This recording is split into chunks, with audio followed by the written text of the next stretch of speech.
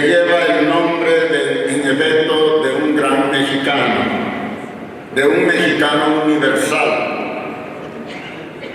de el Chichimeca Tecutli o el Acolúa Tecutli, Acolmistli Nezahualcóyotl, que nació en el año Semazatl del año Setochtli, en el día Semazatl del año Setochtli, por lo que los magos y arúspices mexicanos, mexicas, le inauguraron un futuro brillante. Me dijeron que sería un hombre poderoso, que sería un hombre que tendría abundantes mantenimientos, que tendría mucho para darle a sus semejantes, tanto en alimento como en ropa, como en calzado, incluso en armas, en arpas y flechas, y que también tendría mucho que darles en el terreno intelectual, y en cambio le aseguraban ser un hombre de poco ánimo,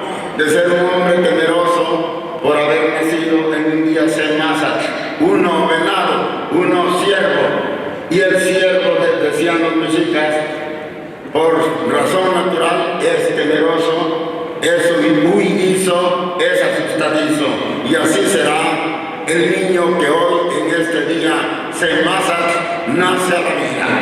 Obviamente le acertaron en todo los arúspices mexicas, menos en esto último, porque Nezahualcóyotl no era cobarde ni era asustadizo. Pero bueno, él nació un 28 de abril de 1402. Ciertamente esos días en el calendario mexica están designados como Semazatl y Setochtli. Uno venado, uno ciervo, uno conejo. En ese día vino al mundo Acolmistli Nezahualcóyotl. Su nombre ha sido objeto de muchas discusiones. Hay acuerdo en que Nezahualcóyotl quiere decir coyote en ayunas, coyote que ha ayunado, y quizás por extensión coyote hambriento. Claro, el que ayuna tiene hambre, por razón lógica. En eso hay acuerdo, pero no hay acuerdo en por qué se llamaba Acolmistli. Y la traducción más ocurrida, por ejemplo, la de José Luis Martínez, que creo que la hereda de Ángel María Garibay y probablemente también de Miguel León Portilla, dice que quiere decir mano de león, lo cual es un total disparate, porque los mexicas no conocían el león no era feo, no era fiera, no era parte de la fauna de este continente, así que no pudo haberse llamado mano de león, Nezahualcóyotl. Otros dicen que quiere decir gato espaldudo, gato con espaldas muy grandes. Tampoco puede ser porque el gato doméstico tampoco era animal de los mexicanos, lo trajeron los españoles, el gato doméstico. Entonces, ¿de dónde viene Acolmistli? Acolmistli es una palabra que en sentido estricto no tiene traducción. Es el nombre de una fiera, de un felino de nuestra América, que era muy conocido en algunas zonas de nuestro país. Era un depredador de las aves de corral, de los guajolotes de los mexicas y probablemente de algunas otras aves, y que en nuestro lenguaje actual se conoce como Cacomistli. Algunos de ustedes lo habrán oído. Cacomistli no es más que la deformación del verdadero nombre, que era Acolmistli, que quiere decir, en efecto, si lo queremos traducir a un español de manera anacrónica, quiere decir un gato grande, porque ciertamente el Cacomistli era una especie de gato, pero grande, más grande que el gato, como para que pudiera matar y comerse a un guajolote. Cuando yo era niño, todavía las amas de casa de Tecamatlán se quejaban de que entraba el Cacomistli a comerse sus gallinas. Eso es Nezahualcóyotl. Digamos que el sentido estricto no tiene traducción. Acolmistli es Cacomistli ahora. Era una fiera, era un felino carnívoro de nuestra América, y que tiene nombre solo en el lenguaje de nuestros antepasados, Acolmistli.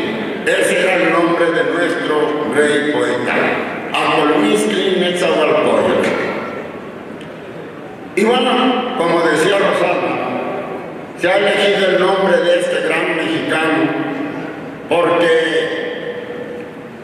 es un verdadero gigante que descuella en medio de una cultura que ya sin él era una gran cultura, indiscutiblemente, indudablemente.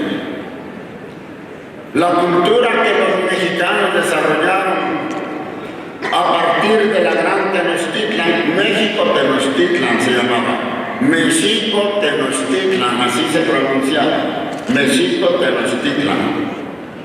Era una cultura muy vasta, no solo territorialmente, que lo era, porque llegaba hasta Guatemala, hasta Honduras, hasta El Salvador, llegaba la influencia de la cultura mexicana, sino también por sus creaciones. Esa cultura sabía matemáticas, su calendario era bastante complejo. Todavía me consta que muchos estudiantes de preparatoria y hasta de universidad batallan para entender el calendario de los mexicas, el doble calendario que llevaban los mexicas. Hicieron filosofía, hicieron ciencia, hicieron arte, hicieron poesía. Los mexicanos, la cultura mesoamericana, seré más preciso, no rezaba a sus dioses como rezamos ahora, sino le cantaba himnos, y había especialistas creadores de himnos, los ignocuitlatl, los que creaban cantares para los dioses. Y la otra manera de congraciarse con los dioses era mediante la danza, el mitotli o mitote, como decimos ahora. Así adoraban a sus dioses. Y la cultura mexica, la cultura a la que perteneció Netzahualcóyotl, eran grandes cantores y grandes bailadores. Netzahualcóyotl fue un gran legislador, ya lo dijo Rosalba. Le dio la estructura legal a su señorío de Texcoco. No digo reino no es la traducción correcta. Los mexicanos no tenían reyes. Su jefe se llamaba Tlatuani, Güey Tlatuani, que quiere decir el gran orador, el que habla bonito, el que convence, o Tlacatecutli, jefe de hombres. Esos eran los títulos. No sabían de reyes. Bien, Netzahualcóyotl le dio a su señorío, al señorío Acolúa, al señorío Chichimeca, una legislación que lo convirtió en el mejor organizado de la época, incluso mejor organizado que México Tenochtitlan. Le dio ciertamente una administración perfeccionada, le dio instituciones educativas de muy alto nivel, creó academias para discusión de la lengua y de la astronomía y de la geografía y de la botánica. Ciertamente creó un jardín botánico y creó también una colección de fauna y flora prácticamente de toda América. Creó en Netzahualcóyotl, en Texcoco. Creó la biblioteca más grande, la colección más grande de libros pintados de Amostli que existió en toda Mesoamérica y que, por cierto, Torquemada mandó quemar para desaparecer la historia del pueblo mexicano. Texcoco era el reino, el señorío, del buen decir, porque Netzahualcóyotl y todos sus funcionarios cuidaban de que el náhuatl que se hablara en Texcoco fuera un náhuatl perfecto. se sancionaba con penas severas. Algunos dicen que hasta con la vida al que descuidaba, al que maltrataba a la lengua de los mexicanos. Y esto era inspiración de Netzahualcóyotl. No era una exageración. Pero bueno, para no perderme, era también, como ya lo dijo Rosalba, un gran constructor, un gran urbanista. Creó, se dice, se asegura, cuando menos por la mayoría, el bosque de Chapultepec. Se dice que los ahuehuetes añosos, de los que todavía disfrutamos ahora, los sembró con su propia mano Acolmiztli Netzahualcóyotl. Y él fue el primero que entubó, por decirlo así, el agua, porque antes iba en una acequia abierta y por lo tanto muy sucia, muy contaminada, y él es el primero que reviste con material resistente el caño para que lleve agua a la Ciudad de México, que llegaba a lo que todavía se conoce hoy como el Salto del Agua. Hasta allí llegaba, allí desembocaba el acueducto y allí llegaba toda la ciudad a llenar sus recipientes y a tomar agua, en lo que ahora se llama el Salto del Agua. Era pues un gran constructor, Netzahualcóyotl. Se dice que al pie del cerro del Chapulín, que eso quiere decir Chapultepec, construyó un gran palacio en el que él habitó durante mucho tiempo. Era arquitecto.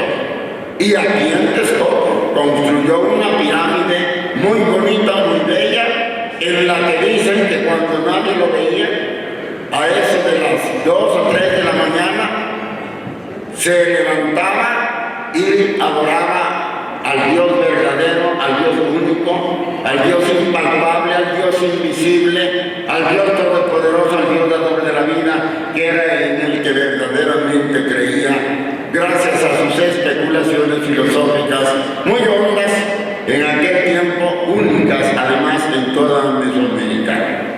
Eso era Netzahualcóyotl.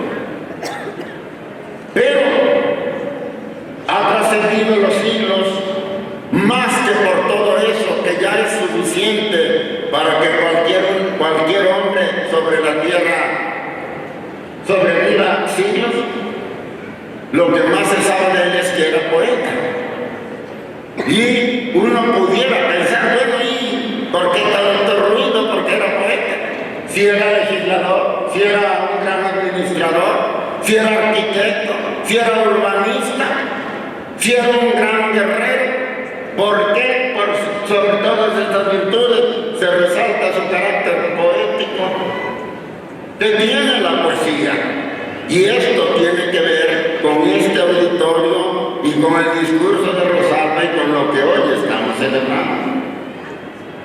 Esta es la parte, diríamos, más directamente emparentada con el tema de hoy, con la cultura. ¿Qué es la cultura?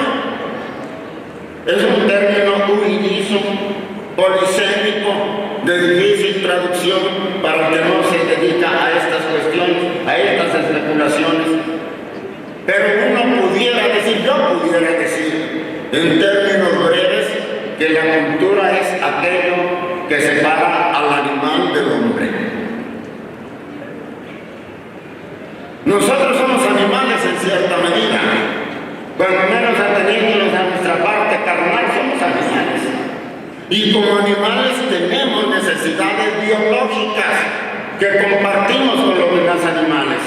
Comemos, dormimos, bebemos, defecamos, procreamos, lloramos, y eso lo hacen casi todos los seres vivos que pueblan la tierra. En eso no nos diferenciamos de los animales. Nos parecemos a ellos, nos emparentamos con ellos.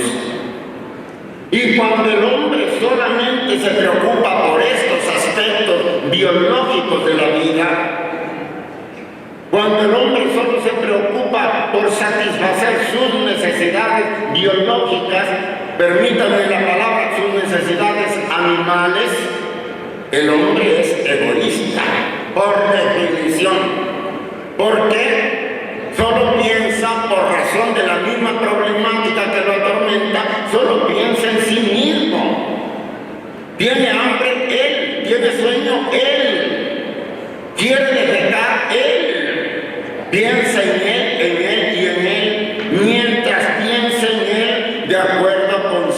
necesidades animales. Para que el hombre piense en la música, para que piense en la poesía, para que piense en la danza, en el baile, para que piense en los demás, en sus hermanos, para que se sienta solidario, para que le duela el dolor ajeno, para que se le conmueva el corazón y ayude a los que lo necesitan, para que piense muy por arriba de la tierra que pisa, para que se eleve su pensamiento hasta lo divino, hasta lo luminoso, como decían los griegos. Necesita olvidarse de que es un animal. Necesita elevarse sobre sí mismo, sobreponerse a sí mismo, multiplicarse, ampliar sus horizontes, ampliar su sentir, ampliar su pensar, ampliar su querer, ampliar su disfrutar, ampliar sus ansias de desarrollarse y de expandirse y de vivir y de ser feliz en esta tierra. Para lograr todo eso necesita dejar de ser animal. Necesita dejar de pensar en sus necesidades biológicas y pensar en cosas grandes y sublimes como la libertad, como la solidaridad, como la igualdad, como la fraternidad, como la paz, como la libertad de los hombres. Y eso es cultura, eso es cultura. Por eso digo yo que la cultura es lo que nos aleja de la animalidad. Que la cultura es lo que nos eleva sobre nuestra animalidad, lo que nos hace superiores y dueños de la tierra, y algunos dicen y dueños incluso del universo. Después que Dios creó el mundo, dice Schiller precisamente, les dijo a los hombres: venid, con todo cuanto veis aquí os pertenece, es la herencia común de los humanos. Cual Padre amoroso yo os lo quiero dar. Venid y divididos como hermanos la fértil tierra y el salobre mar, le dijo Dios a los hombres. A ustedes les heredo la creación, a ustedes, para ustedes la hice. Y el hombre tiene que ser digno de heredar esa creación. Y para ser digno de heredar la creación, para ser digno de señorear al universo, tiene que dejar de ser animal y tiene que elevarse. Y eso es cultura. Y en este terreno de la cultura, la parte fundamental, el centro de la actividad cultural del hombre, aunque ustedes no me lo crean, es la poesía. Se pueden aprender muchas artes, casi todas, pero la poesía no. Si no se nace poeta, no se puede uno hacer poeta a base de estudio y a base de deseo personal o de esfuerzo voluntario. ¿Por qué no? Porque para ser poeta se necesita una sensibilidad muy superior a la del hombre común y corriente. El poeta oye lo que nosotros no oímos. El poeta huele lo que nosotros no leemos. El poeta siente lo que nosotros no sentimos. El poeta se afecta por cosas que a nosotros nos pasan indiferentes.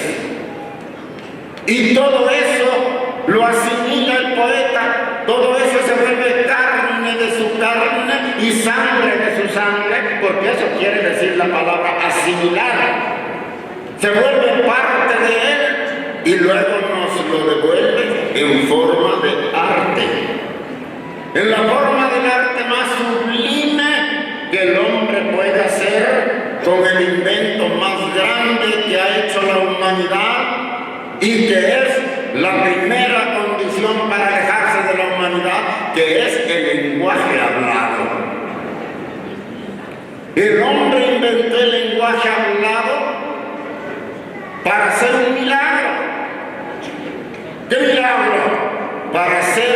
lo invisible, que lo impalpable, que lo que no huele, que lo que no pesa, lo puedan ver, lo puedan conocer los demás.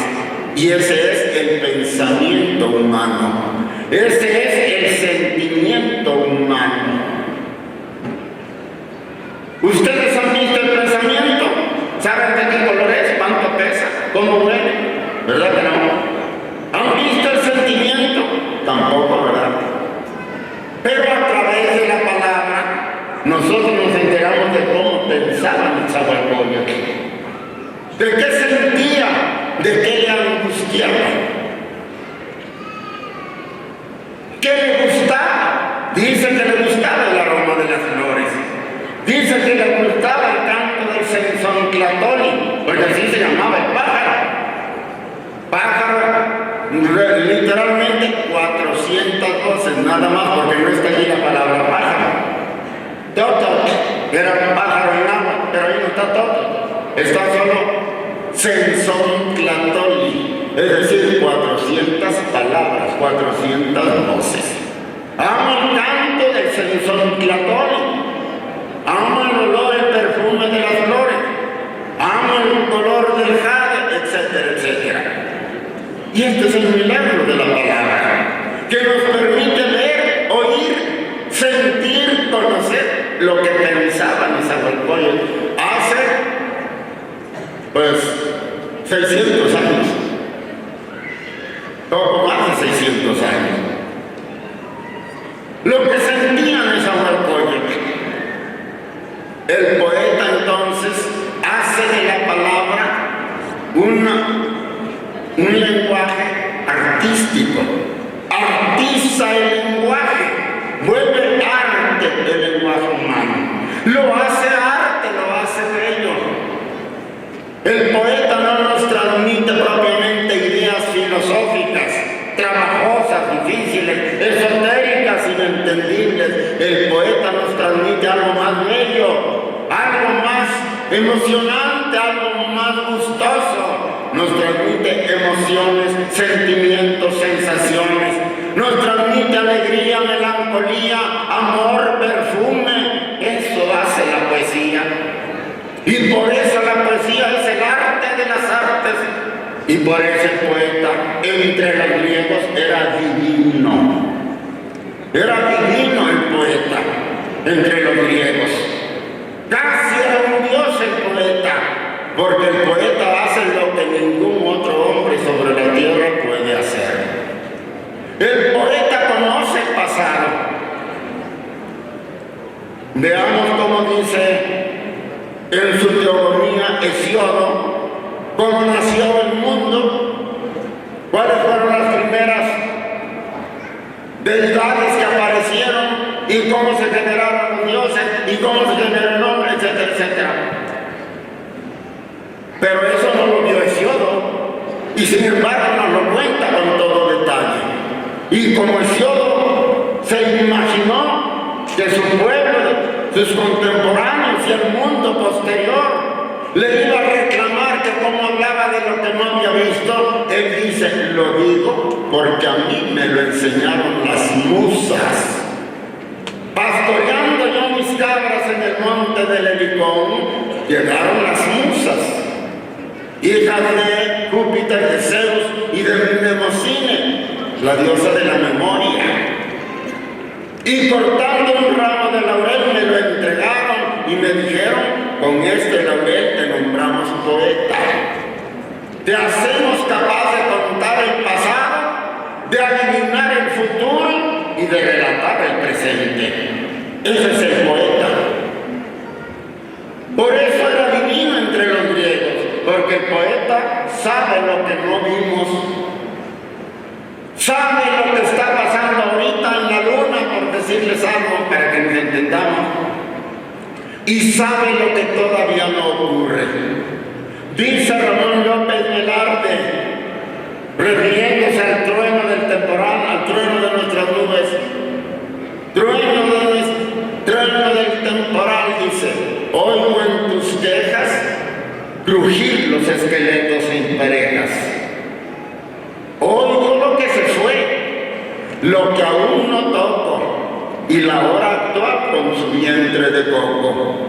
Y oigo en el brinco de tu ida y venida, o trueno, la ruleta de mi vida. Fíjense bien. Oigo lo que se fue, es decir, de hoy pasada. Lo que aún no toco, es decir, el futuro, y la hora actual. Eso dice López Velarde de sí mismo. Se está definiendo como poeta. Oigo lo que se fue, lo que aún no toco, y la hora actual con su vientre de coco. Y oigo en el brinco de tu ida y venida, o trueno, la ruleta de mi vida. Y antes, en ese mismo poeta me refiero en ese mismo poema me refiero a la suave patria, ha dicho: patria, tu superficie es el maíz, tus minas el palacio del rey de oros, y tus cielos las garzas en desliz y el relámpago verde de los loros. El niño Dios te escrituró un establo y los veneros de petróleo el diablo. Fíjense bien. Ya sabía López Velarde en 1923 o algo así que el petróleo iba a ser la perdición de México, y así ha sido. Es el que no nos ha permitido desarrollar la economía porque vivimos de vender petróleo. El diablo nos escrituró el petróleo y López Velarde ya lo había adivinado. Pues bien, de Nezahualcóyotl, he hablado de López Velarde, he hablado de Siodo, pudiera poner entre los otros ejemplos, ya no los quiero cansar. Nezahualcóyotl tiene una anécdota parecida. Cuando él huye de Tezosomoc y sus sicarios, se refugia en México, Tenochtitlan, porque él era nieto de Huitzilihuitl, señor de México. Su madre, Matlalcíhuatl quiere decir mujer azul. Era hija de Huitzilihuitl y hermana de Chimalpopoca. Y era sobrino nieto de Ixcoatl, rey de los mexicanos. Cuando a él lo acosan los soldados de Tezosomoc, rey Tepaneca, señor Tepaneca, se refugia en México por unos días y se cuenta que jugando se cayó a la laguna y que estaba a punto de ahogarse cuando los dioses lo levantaron y se lo llevaron al cerro de la niebla sutil que se llamaba Poyautecatl. Y allí en el Poyautecatl le dijeron: tú serás, a ti te elegimos. Tú terminarás con la tiranía de Tezosomoc, tú terminarás con la tiranía de los tepanecas y tú levantarás y harás grande al reino de México, Tenochtitlan, y al reino de Texcoco. Fíjense bien, ahí está la anécdota muy parecida a la de Siodo. Eso se cuenta de Nezahualcóyotl. Yo como interpreto esta anécdota,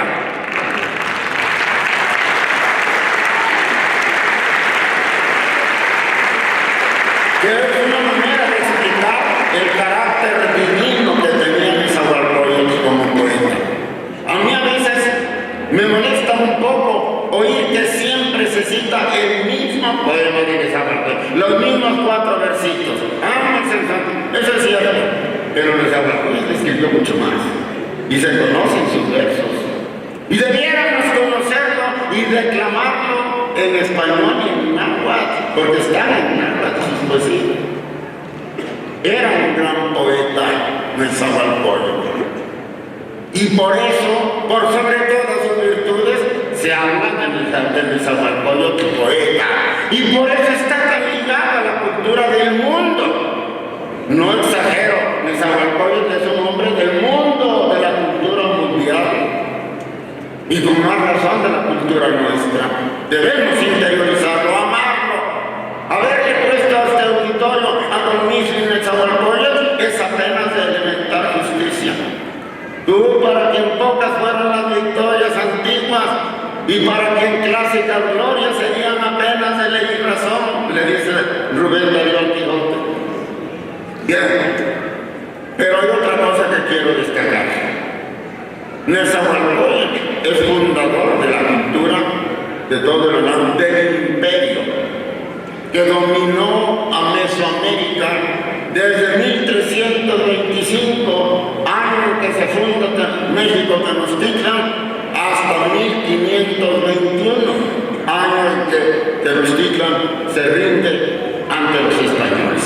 En 200 años, la cultura más grande, el imperio más grande, fue el imperio mexica, que no era solo el imperio mexica, era la triple alianza, la Tlahtoloyan, que formaban México, Tenochtitlan, Texcoco y Tlacopan. Ahora Tacuba, no sé por qué, alquimia verbal de los españoles, que convirtieron Tlacopan en Tacuba.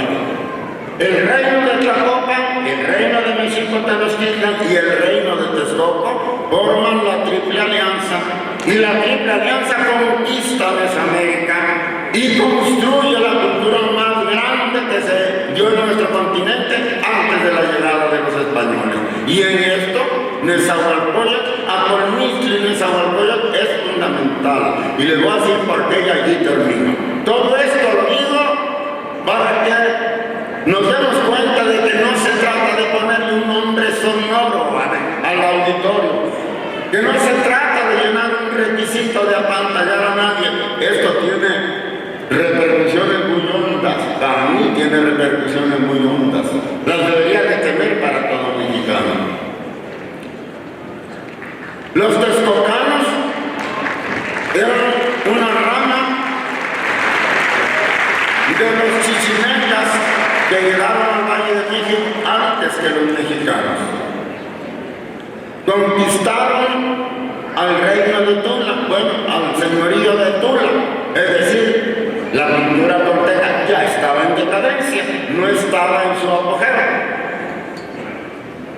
Capitaneados por Xolotl, conquistan Tula, se adueñan, digamos, de las riquezas de Tula, pero sobre todo de la cultura de Tula, y siguen emigrando. Se asientan primero en Xolotl, con C, luego en Tenayuca, y allí se dividen. Una rama se va para Azcapotzalco y la otra se viene a poblar Texcoco.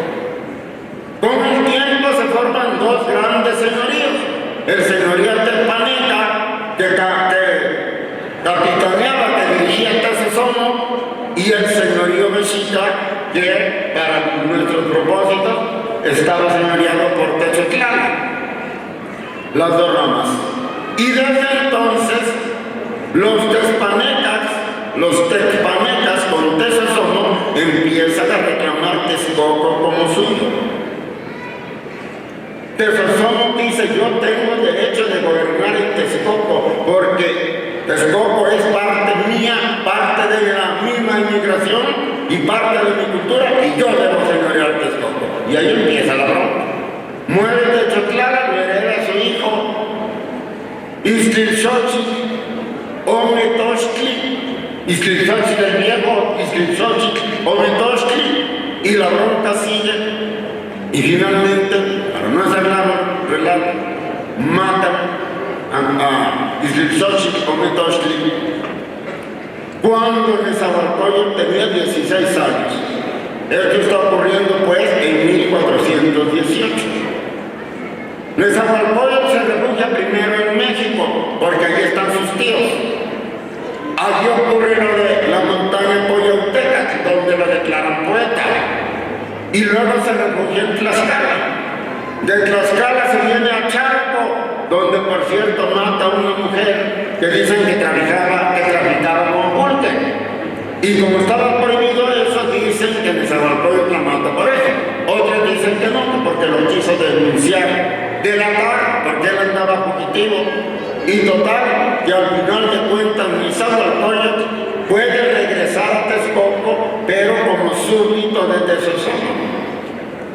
O sea, Texcoco queda sometido al imperio teconeca desde la muerte de Ixtlilxóchitl Ometoztli. Pero Nezahualcóyotl ya fue ungido y señalado para acabar con el reino de los tepanecas, y empieza a organizar el contraataque. Se alía con Tlaxcala, se alía con Otumba, se alía con Huejotzingo, se alía con Cholula, se alía con Chalco y juntos atacan al señorío tepaneca y finalmente logran reconquistar el reino para Nezahualcóyotl. Pero la verdad es que los tepanecas no se dan por vencidos y siguen insistiendo en dominar Texcoco. Y esto es lo que finalmente lleva a Nezahualcóyotl, fíjense bien, a hacer una alianza con su tío abuelo, que es el rey Ixcoatl de México, de los Ticos. Se alían Nezahualcóyotl y el rey Ixcoatl y juntos atacan al imperio de los tepanecas. Cuando ya lo gobernaba Mascla, lo derrotan, lo matan y quedan dueños de todo el Valle de México.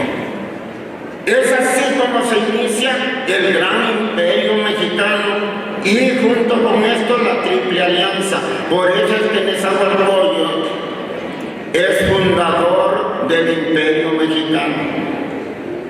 La derrota de los tepanecas no solo liberó a Texcoco, también liberó a México, porque México era tributario de los tepanecas.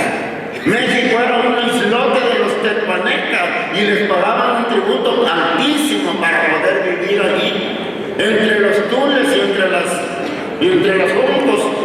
Con esta guerra de Nezahualcóyotl e Ixcoatl era tío abuelo de Nezahualcóyotl, y con la derrota definitiva de los tepanecas se libera México, se libera Texcoco y se funda la Triple Alianza, y a partir de allí todo el imperio mexicano. Nezahualcóyotl tenía diferencias con los mexicanos porque él no estaba de acuerdo con los sacrificios humanos. Ahí está el renacentismo del que hablaba Rosalba, porque era un renacentista. Nezahualcóyotl quería revivir, quería renacer. De allí viene renacentista la cultura tolteca, la cultura de Quetzalcóatl. Y la cultura de Quetzalcóatl se distinguía precisamente porque odiaba los sacrificios humanos y pregonaba que a los dioses había que sacrificarles tortolitas y pajaritos y conejos, cuando más, pero no corazones humanos.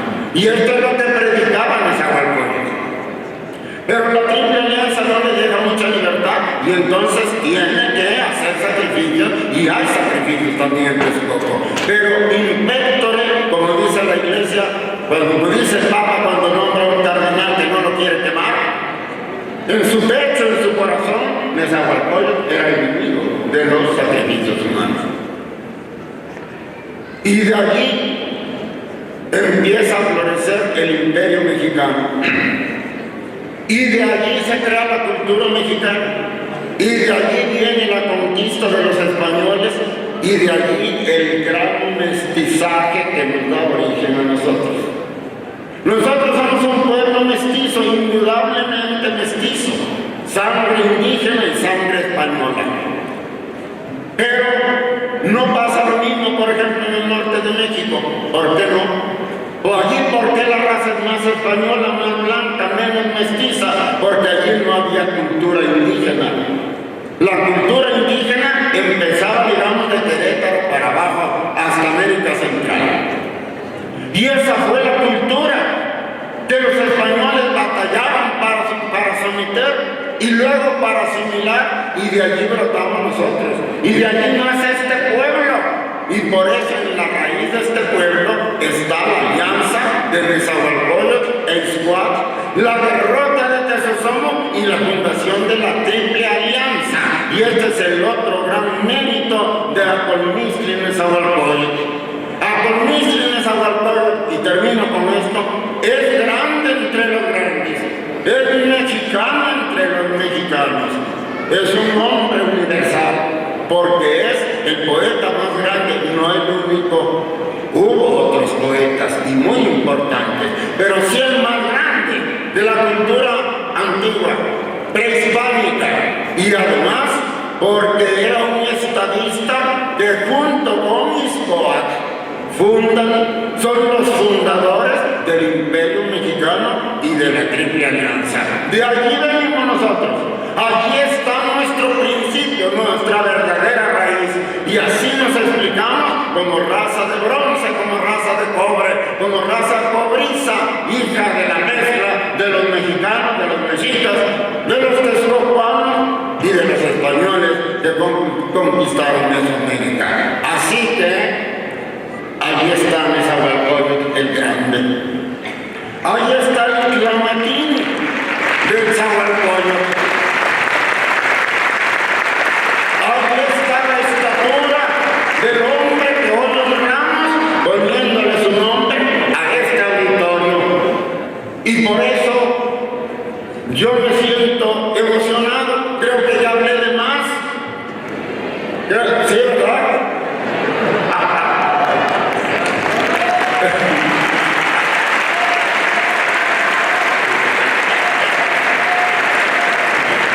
Creo que ya me fui de la lengua, pero ustedes me perdonarán.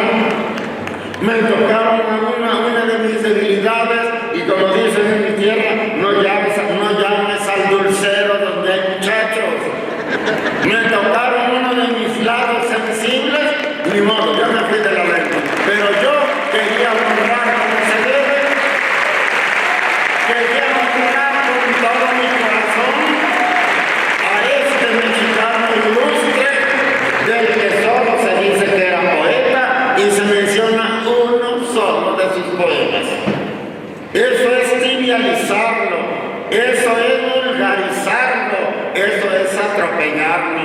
Y como protesta quise hacer este discurso en torno a Colmistli y Nezahualcóyotl. Si algo he contribuido para que Nezahualcóyotl adquiera su verdadera altura, su verdadera grandeza y dimensión, me daré por satisfecho, aunque me estén ustedes inventando la jefecita desde allá de sus asientos. Muchas gracias por su atención y aparte de este auditorio que lleva el nombre de este gran mexicano, no vaya a ser un recinto muerto que solo abra sus puertas cada vez que vaya a informar a la presidenta municipal. Eso sería una desgracia. Esto tiene que funcionar siempre. Tiene que ser un verdadero templo de cultura, como lo merece el gran artista mexicano cuyo nombre lleva el teatro que hoy inauguramos. Es mi mejor deseo y felicidades, presidenta.